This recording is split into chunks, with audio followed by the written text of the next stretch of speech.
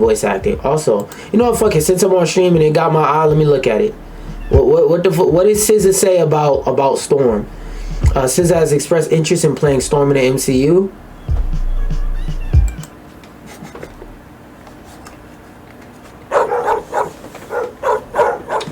We're all expressing interest. We're all expressing interest. Nobody's complaining about SZA wearing wearing a skin tight spandex suit. Okay, nobody's complaining about that. She comes from this whole other place in the comics where it's like the jungle. I think that would be so gnarly if I could be Storm in an origin story. That's probably just her saying I want to be Storm in Marvel. Nothing too much deep to look into there, but.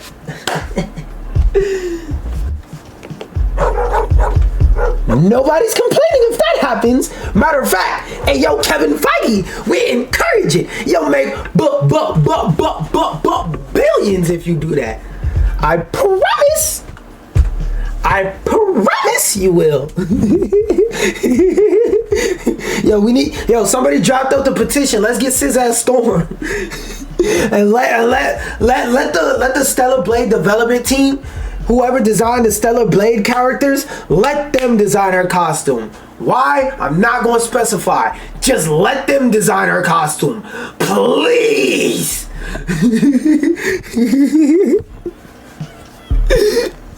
Yeah. Shit. Let's go from talking about SZA being Storm to talking about how the European Union is trying to storm into all the business of all these businesses that's fucking overcharging the brakes off of people and confusing them with in-game currencies. The European Union specifically, what they did is they made a legislative change that will change in-game purchases for the rest of time. Now, from the headlines I've seen, the basic breakdown is that whenever you have any game with in-game currency listed as a price instead of money, which, by the way, that talk that I always mention whenever I talk about this microtransaction thing, one of the main things he said in there, and one of the things that you'll notice as an industry standard in every free-to-play game now, is instead of saying this skin costs $15, instead of saying this skin costs $15, they'll make it an arbitrary number, like, oh, it'll cost 1,690 hoobity boobity boo coins, and in real life that's $15. That's fucking confusing, because when you go to the store, like the end games, what the hell keeps falling? When you go to the in-game store, you can't just get $15 of hoobity boobity boo. I mean, you can't just get 1,690 hoobity boobity boo coins. No, I said 1,600. Whatever, 16,190. Arbitrary number. You can't get it's this fucking instrumental in the talking.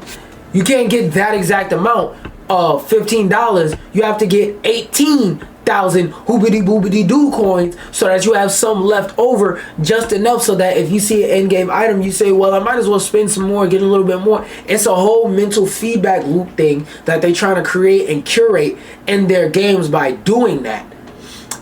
The way they're trying to fight that and combat that is with a little tag in the game by the screenshot. I don't know if it was a mock-up or if it was a change in a game that has already made the change, but a little mock-up that basically showed mock-up or change that showed, it said it cost 15 however many coins, and then it cost $5 right next to it. Let me see if that example is here. Oh, do they have examples?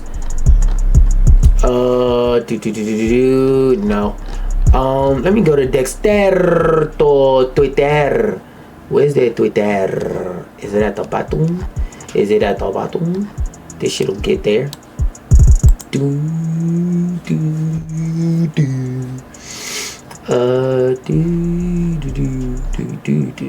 Oh, there we go. That's what the mock-up looked like. So, for example, 750 diamonds is 5 whatever the fuck money that is. I can't tell if that's euros or whatever.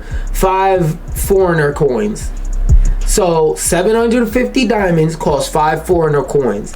We need this in game so people realize how much they're spending.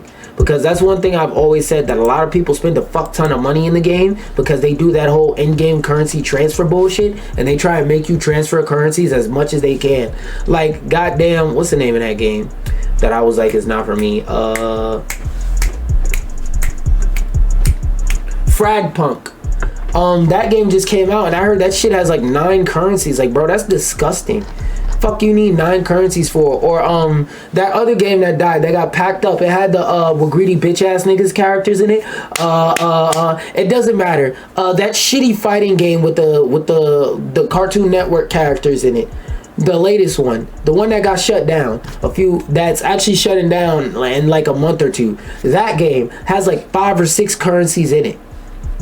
So like, this shit is a very necessary and welcome law. But this set of Europeans Consumer Protection Corporation Network confirmed that they're calling for changes in the way games present their currency. This set of key principles targets in-game currency, demanding action be taken to make the price of items more clear.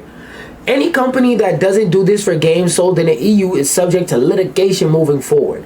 Now, what I hope happens is, instead of them pulling some bullshit where they just update the European version of the game to show it, I hope they just update every version of the game, because it's pretty annoying as a designer to make design and UI updates for one region of the world besides language related stuff, and then make another one for literally everybody else. Just standardize this in all your games across all regions, because if another region adopts this law, you're gonna have to redo it and do it some more anyway, and it's gonna be annoying. So just do it once and get it done. While this isn't expected to be an overnight change for every game, nigga, it damn near should be an overnight change. Take about a month. Your next hotfix update, add this. Put some elements on the UI. Open up Photoshop, Illustrator, whatever the hell Adobe shit ball evil corporation fucking funding product you use to edit UI. Pull that web design software up, whatever you're using, put an extra box on the UI. All right, I still think we should outlaw them using in-game currencies, period. But that should be like if your game already exists, you fine. But if you make a new game, or if you do a new major update to your game, you gotta fix that shit. EU makes the legislator in essence. These principles are meant to make it so in-game currency is treated the same as legal tender from a legislative standpoint. So 50 V-Bucks, let's say 100 V-Bucks equals $1. Actually, it's always gonna be some weird shit like 120. So let's say 120 V-Bucks equals $1. Next to 120 V-Bucks, the game is gonna say $1. Next to, I don't know, 120 times 2, that's 240. So next to 240 V-Bucks is going to be $2, so on and so forth. So if there's an item in a store for any game moving forward, it can't just have the price listed for in-game currency. It's now mandatory for it to have the price listed in euros as well. Here's a list of the standards companies will now be held to, as well as a small diagram of what they expect to be present in game storefronts. Okay, so this is a mock-up, which is even better, because now none of these motherfucking storefronts could be like, oh, we had no idea, we wasn't sure what you was talking about, we were taking shots in the dark, is this cool? Nah, we gave you examples, nigga. Fuck Uno. By the way, that's a cheating ass rule. If you play Uno with examples, your mama need to smack you so hard you fall off a balcony, bitch. I hope she smacks you so hard if you was standing on a fire escape, you'll go drop down to the bottom floor. Anyway, and they said, we're going to tell you what the rule is, and we're going to show you an example so your graphic designers know exactly what to do. So if you tell them not to do it, or they don't do it, you know that you're getting beat with a brick with this damn book of rules, bitch. Actions to be taken: when in-game virtual currency or in-game digital content services are offered for sale, their price in real-world money should be clearly and prominently displayed. For example, next to the in-game money sign, in-game currency, it's a big-ass 5 foreigner bucks sign. Clear as fucking day that if 750 coins is worth 5 foreigner bucks. When in-game virtual currency is offered in exchange for another in-game virtual currency, which users can buy with real-world money, its price should be indicated also in real-world money. So they said, don't try and pull some, oh, we told you what one currency is worth. We expect you to do the conversion yourself. Nah, nigga. Tell your development team, pull out your phone, pull out a TI-83 calculator, pull out a PS4, because that's all that shit is worth. Playing Bloodborne and calculating math problems, maybe watching a bootleg movie here and there. Pull that bitch out. Do the math, do the conversions. Yeah. Now that you gotta do the conversions, you see how weird it is and how annoying it is that you started using these arbitrary numbers. Yeah. We've been annoyed. Welcome to our world. Oh man, this feels good to see. When in-game digital content or services are offered in exchange for in-game virtual currency that can be brought directly or indirectly via another in-game currency. Again, don't try that, oh, you can do the conversions yourself bullshit. You do the conversions, bitch ass nigga. You're the one putting the product out for sale. Their price should also be indicated in real world money. The price should be indicated based on what the consumer would have to pay in full, directly or indirectly via another in-game virtual currency. So if I buy one currency and I have to pay to convert that currency to another currency, what would be the total price? Not put a bunch of prices on the screen and make me figure it out. You pull out the calculator and figure it out. When you go into a store and buy a banana, if you have to buy the bananas by the cluster, they don't say $6 a banana. No. Well, $6 is crazy. They don't say $1 a banana. And then it's 6 bananas. You gotta count 1, 2, 3, 4, 5, 6 bananas. No, they put the bananas in a bag and they say $6 or $1 a banana. They specify. Specify, bitch ass nigga. Specify. Wait, am I doing the angle right for when I come close to my camera? Okay, I'm good. Specify, bitch ass nigga. Specify. The price should be indicated without applying quantity discounts or other promotional offers. They said don't try to pull that bullshit. Oh, buy it now. The price will go down. Bitch, the price was always down. Bitch. Although consumers may acquire in-game virtual currency in different ways and quantities, for example, through gameplay or due to promotional offers, this does not change the price of the in-game digital content or services itself. The price must constitute an objective reference for what the real-world monetary cost is, regardless of how the consumer acquires the means to purchase it. So whether you work to get the coins in-game or whether you buy them, we need to know the price, pussy, or you gonna get slapped with this big fine that leaves you with a black eye. The EU isn't outlawing in-game currency entirely. They are, however, forcing the real price of the item to be displayed next to the item, which should have been the thing from the first place, but if a corporation could, they would kill you to make $15 extra. This extends to items that can be acquired for free with in-game currency. Even if there's a free way to unlock it or an alternative way to earn something, if players can buy it with real money, it also has to have a price on it. So like for this, oh wait, let's read it there for example and see if I can add anything. For example, Marvel Rivals has units, the blue free tokens, and Lattice gold paid tokens. Even though skins can be earned entirely for free with blue currency, the real world currency price of every single one would have to be named. So for example, this costs 2,200 blue coins. They'd have to put right here $22.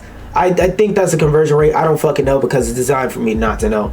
So for these bundles, you'd see the cost in euros next to the actual currency to indicate how much it costs. I live in Freedom Land. What's that in Freedom Bucks? The price of these bundles without the discount will also have to be listed alongside the amount it actually costs with it applied. There are, however, still ways to skirt around this. This legislation doesn't cover battle pass skins that have to be earned with in-game currency and grinding. Since yes they do. They said if you have a roundabout way to, if there's any way that you could pay for those skins or you could pay for the coins that get those skins. You gotta specify how much that skin is worth no matter what. So that's not a skirt. They already covered that. You think the back door open? Whole time I wanted you to come through the back door because I was sitting right there with a shotgun posted. Like I'm waiting for this nigga to come through the door because I ain't gotta aim it. I just gotta blow. He get hit anyway. And in real life, shotguns aren't short range weapons. I mean, they are, but they really aren't. There are other regulations in place though. For instance, it bars games from requiring players to purchase several different currencies to buy an item.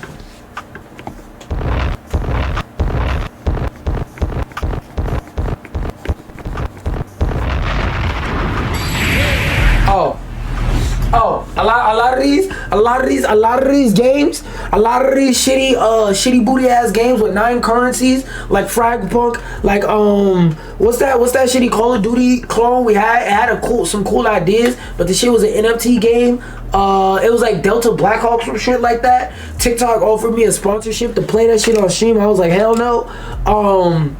What's the name of that game? I gotta do the Crip Mac pose. Motherfucking it doesn't matter. The game's irrelevant. Fuck that game. The First Depression Inducer, that shit had a microtransaction problems. They said all them games gotta get the fuck up out of here with that bullshit. The next one is huge, however. The third principle bars the practice of gaining currency behind certain amounts that have to be purchased. It's common practice for games to offer currency in packages that leave the consumer just short of being able to buy what they want. That's what I said. I mentioned that. For example, like when I said earlier, just as a refresher, they'll make an item cost $15 and you can only buy either $14 of in-game currency or $20 of in-game currency to make you buy the 20. And also they don't give you a slider to say I want to purchase this much. So another way to explain it is, let's say you need, like I said, $15 worth of in-game currency, but you can only buy 14 or 20. Instead of having a slider that just says I want to buy $15 worth of currency, how much that is, they want you to buy the $14 bundle and either buy the $20 bundle or buy the $2 bundle that gives you 200 of the in-game currency. Now you have 100 left over after you buy your item. Now you gotta throw your hands in the air saying, I don't have enough to buy another item, but I have enough to where if I buy another $2 pack, I have $3 worth of in-game currency and I'll buy this $3 worth of in-game currency thing. And they want you to go through that convoluted, complicated process because they want you to think that you thought this creative shit up on your own and that's your motherfucking genius that should be slow walking down the corridors or hallways while everybody goes, like it's a high school movie or something like that. Nigga, you're not smart. That's how the system was designed. It's designed to make you think you're smarter than you are, nigga. For instance, here's the way League of Legends digital currency RP is priced. Let's see. So they got $4.99 pack for $5.75. Why the fuck is $4.99 $5.75? They give you $13.80 for $10.99. By the way, 99 is another mental tactics. They want you to think you're paying $10, but you're actually paying 11. And then if it's tax plus tax, then they have to fuck with you. They give you a plus 105 bonus. And for $5, it's $5.75. But for $10, it's 13 something. The reason why they don't go from $5.75, or the reason why they don't do it 500 then 11, that from 500 to 1,100 for $11 is because, again, they want you to have a weird amount of coins left over that make you go, oh, I might as well buy another pack so that I can buy this skin or whatever. But it doesn't stop there, because once you engage in that pattern, that means you're likely to keep engaging and spending money on the game. And these games, they're like slot machines. They're designed to have you sitting there like a monkey going, ooh, ooh, ah, ah, pulling the magical casino lever over and over and over. That's the way these games are designed. It's called dark patterns. Do your Googles. Dark patterns are used a lot in these free-to-play games. It's used in shit like Fortnite, that piece of shit Overwatch 2, my current favorite live service slot, Marvel Rivals. It's used, no, I was about to say it's used in the finals, but it's actually not. The finals only has one currency. It's used in a lot of free-to-play games. A lot of them. And it was used in Overwatch before that shit was free to play, so that's how you really know it's bad. Call of Shitty Shit Zone, it's in there too. Whatever major free to play game you can think of is probably in there. When compared to the actual storefront, there are some stark differences in the price of items compared to what these currency packages give players. If someone wanted to buy the Battle Pass, they'd be forced to buy either 2,800 RP Rare Penetration pack for $22 or buy the 1380 Rare Penetration pack and the 575 pack for $15.98. They're not. This is exactly the example I just stated. It's good. It's good. I swear I don't be reading these articles. I just be knowing what I'm talking about. Anyway, because why did you start a sentence off with a conjunction and follow it with a conjunction? Nigga, that's a double negative. And the thing about double negatives, the reason why they make sense linguistically and a double conjunction doesn't, is because a double negative enhances the point. A double conjunction connects an idea to the connection of an idea that just got connected. Like, but because is like is accurate to say that's like a double negative. Like saying I'm not no enhances the fact that I'm not whatever I'm saying I am not. But because it's like using glue to glue. It's like using glue to glue down glue that's being used to glue down a piece of paper. So you put down the paper, you put glue on the paper, and to make sure the glue works, you take a different glue and put it on top of that glue, then you smack the paper together. See how stupid that sounds? That's how but because sounds. You're using a conjunction after a conjunction. After starting a sentence off with a conjunction, what the fuck are you connecting the idea to? The player gets more value from 2,800. Because the player gets more value from 2,800, they're funneled directly towards buying more currency. To be clear, this isn't a League of Legends exclusive practice. Pretty much every game that uses in-game currency works this way. Traders should not engage in practices distorting the economic behavior of consumers by designing video games in ways that force consumers to spend more real world money on in-game currency than they need to buy the selected in-game content or services, the list of principles explains. And these dark patterns that they create with this is why people will see a game like, I don't know, fucking Cyberpunk and be like, why did I pay $70 for that game when Fortnite is free?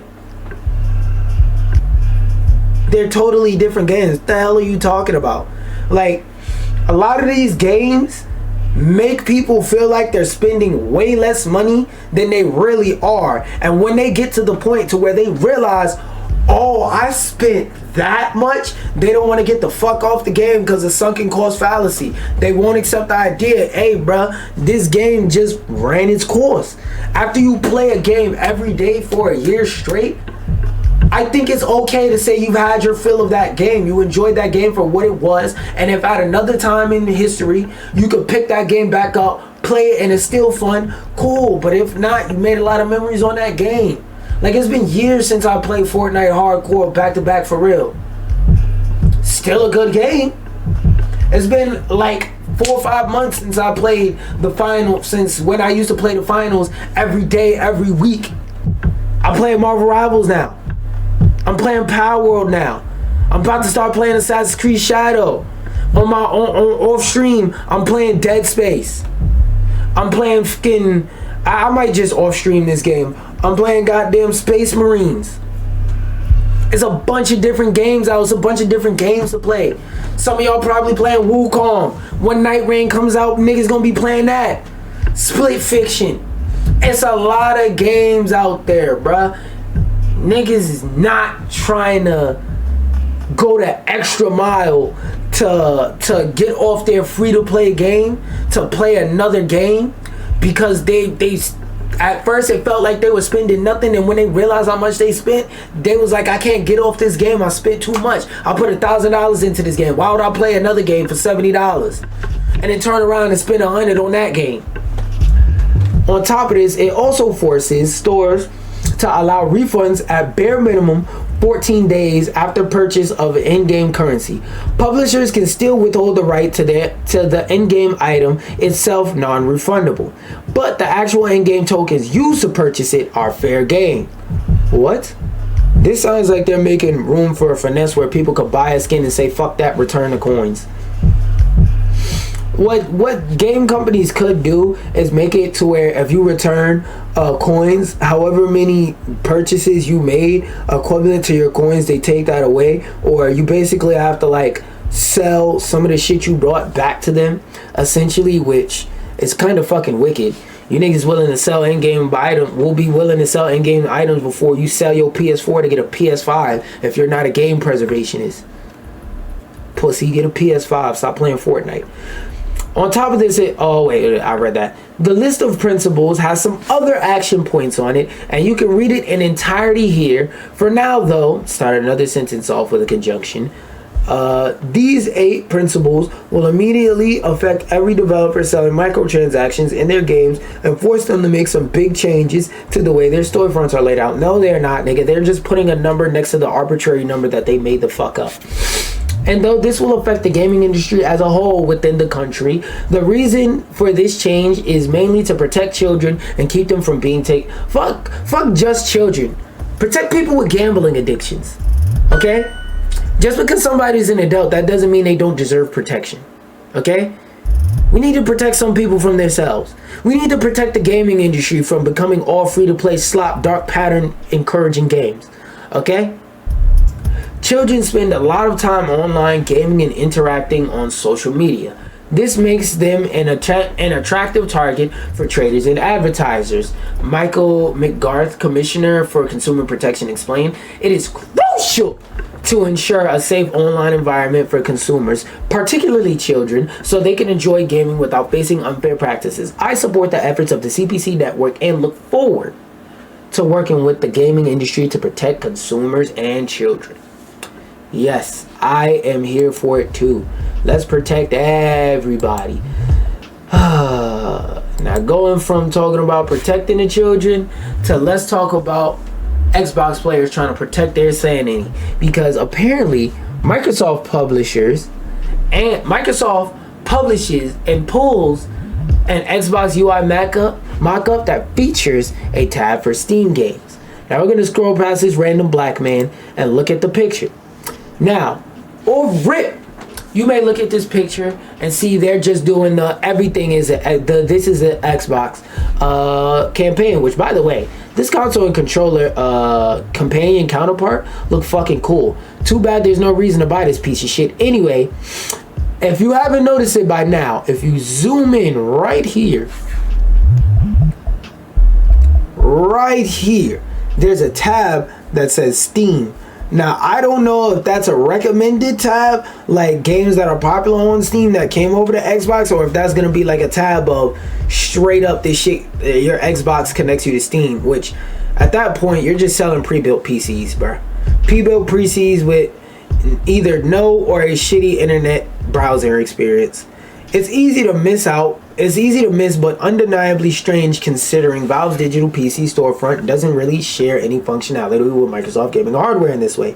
This image also has now been removed from the post itself, signaling the Xbox team wasn't interested in leaving it up after a few keen-eyed readers noticed Steam's inclusion. The Verge sources said the company is indeed working on an update that will connect users not only to their Steam library, but to other PC storefronts. Oh, so them EGS free games is about to come to Xbox. That's what I just heard. Claim your EGS free games. Matter of fact, I'm about to do that shit on stream. Where's Epic Games? Open that bitch up. Claim your EGS free games. They give you games for free every week with no subscription service. You don't have to subscribe to a subscription service and none of that. Look, just click into the fucking storefront. Look, it says free next to it. You hit get. Boom. Place order. Shit sends you an email letting you know that you got the game. Now the game is in your library. So on top of this, and Amazon, I have, let's see how many it is after adding that one. I now have 3 377 games, and about 10 to 15 of those I actually brought. No, actually less than that. No. It's been a minute. So it's been about 10 to 15 games I've actually brought for this storefront. Again, claim your free games, because that's like what, over 300 games that I got for free. Some of these you could combine together, so let's say 300, because some of them, like the DLC or a major update expansion, will count as another game sometimes. So let's round it down from 377 to 300.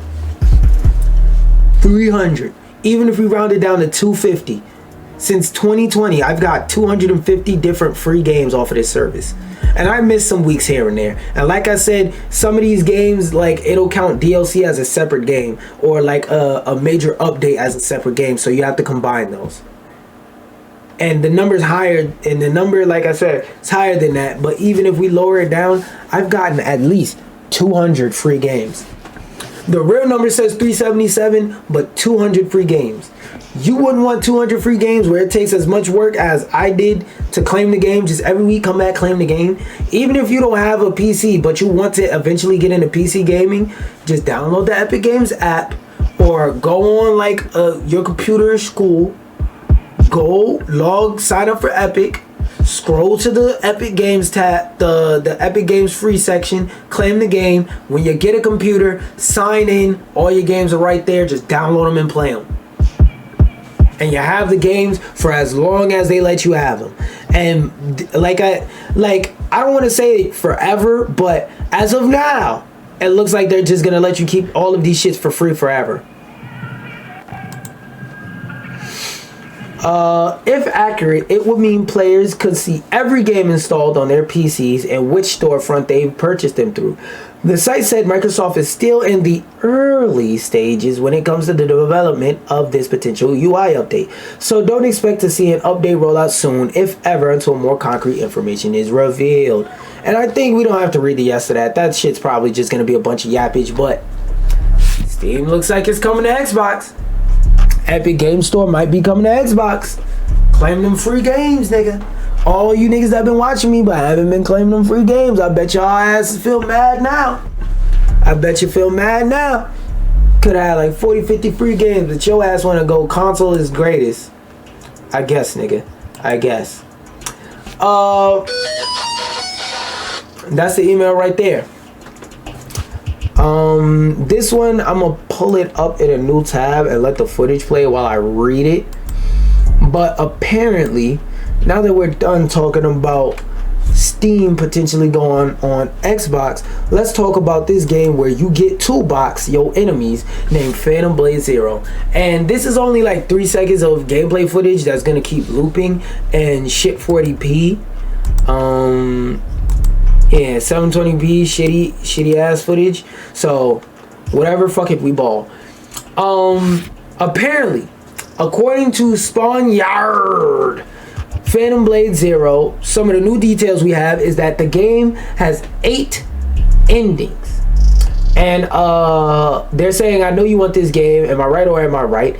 Not a Souls-like difficulty, designed to be challenging yet fun for all. So that means mechanically it probably implements some of the cool mechanics that Souls-like, Soulsborne type games have, but it is not a game that's meant to be difficult and punish you at every turn and corner and stuff like that, like a Soulsborne is designed to do.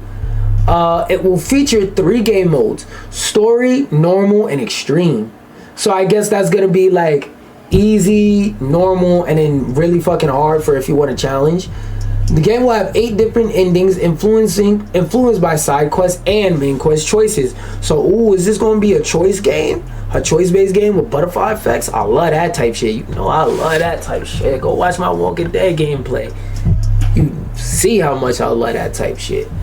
Extreme mode removes pre-made combos with enemies reacting more to player moves. No release date is confirmed, but it's expected in 2025. Also, he said, please note, we will find out the release date in 2025. The game won't be out until 2025.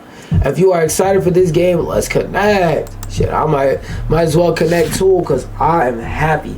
And I just wanted to give y'all a quick little update on that. Let y'all know that this game is looking cool every time I see it. Every fucking time I see it. Just like Split Fiction. And in turn, and talking about and staying on the topic of seeing things in relation to Split Fiction, apparently there's a bidding war for Hollywood executives to buy this movie. Now, I'm not gonna read this article. I don't give a fuck. I'll read the Cliff Notes version. But damn, the game just came out.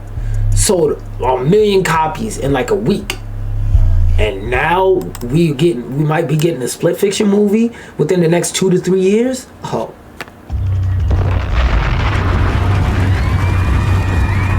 I love to see a good game get its props, especially after being called woke trash garbage.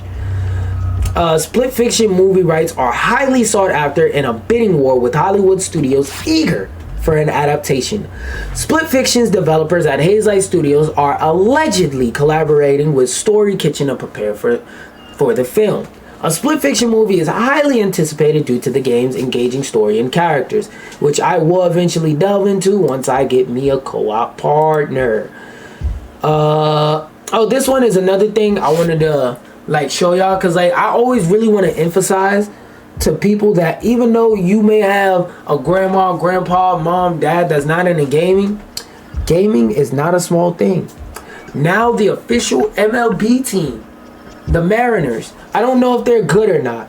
The Seattle Mariners, I don't know if they're good or not, if they're ranked or not. It doesn't matter. They are a major American sports team being sponsored by a Japanese company wearing a Nintendo Switch 2 patch on their arm for promotion.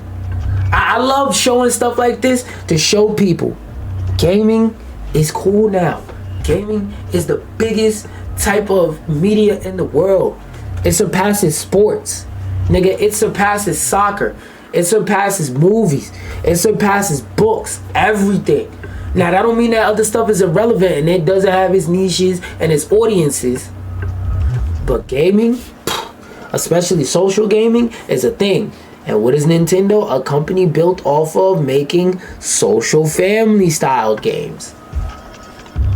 I just wanted to show that off. And while I take a swing at that, let's take a swing on the fact that DoorDash is now selling niggas food on layaway. So if you, for some reason, are using DoorDash and can't afford a burrito, instead of, putting that money in your pocket